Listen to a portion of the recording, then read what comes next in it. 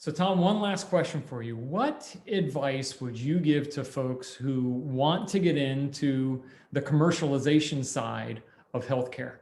Knowing your background a little bit, I'd be interested in hearing how you might answer that question. Sure. So just for the, for your audience here, I've made that transition myself. I originally started out as an engineer. I was working in R&D and manufacturing and made the transition over to marketing. And I originally started as a consumer marketer and then made the transition over to medical device marketing in medical. And what I'll tell you is the first is follow your heart, what you really want to do. That if you want to make a transition, you can do it. I will also say that based on my own experience in doing it, is I now look for people. I look more for leadership skills, and I look for underlying curiosity than I do for specific category experiences. And so I've over time built teams from people who have come from financial backgrounds, people who have come from R&D backgrounds, people who have come from sales backgrounds, people who have come from consumer, people who have come from other industries. Mostly what I'm looking for are people who have an intellectual curiosity, a conviction that they really want to make a difference in people's lives, and that propensity to learn, and they do just fine. Now, that's from my vantage point from somebody who's hiring. That's what I look for. But what I would say to folks on the other side of the table is there are also a lot of things that you can do to kind of prepare yourself that make you more attractive if you're looking to make a transition.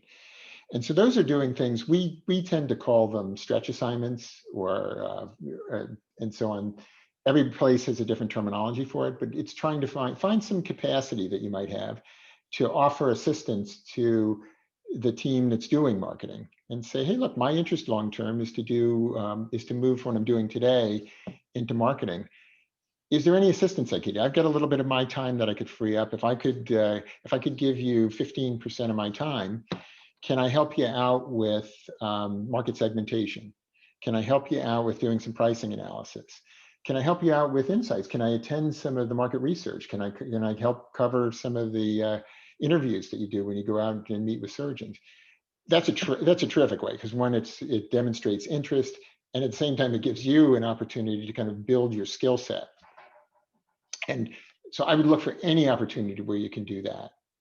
If you can shore up your marketing capability by either taking courses, or MBAs are kind of the classic way that people make transitions as they go through. They do in the MBA program, and then they come out and they try to do internships and so on within medical. But that's the biggest commitment. That's the longest term. I don't think you always have to do that. I think that you can oftentimes do that step without necessarily leaving and then going through an entire education program.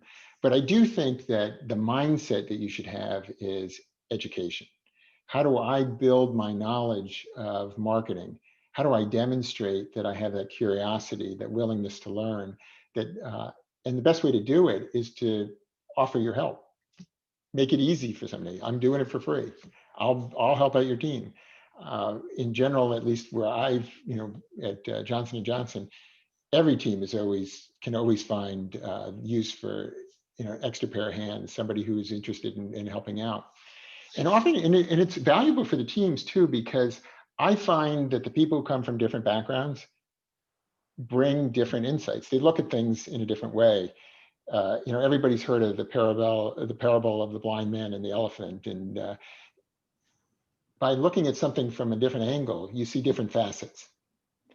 And that's one of the things that you can offer, is that, if my background is manufacturing, I see things in a different way than somebody whose background is sales. And bringing those together that's where you really and come up with some really valuable insights, is bringing together different viewpoints of the same thing, of the same topic. So Doug, I don't know if that helps, but I find that that those who are willing to take that step, put themselves out there, offer their help in a different area of the business, demonstrate their propensity to learn, they're the ones who successfully make the transitions. Yeah, very cool. Great advice, Tom. Thank you, sir. Appreciate that.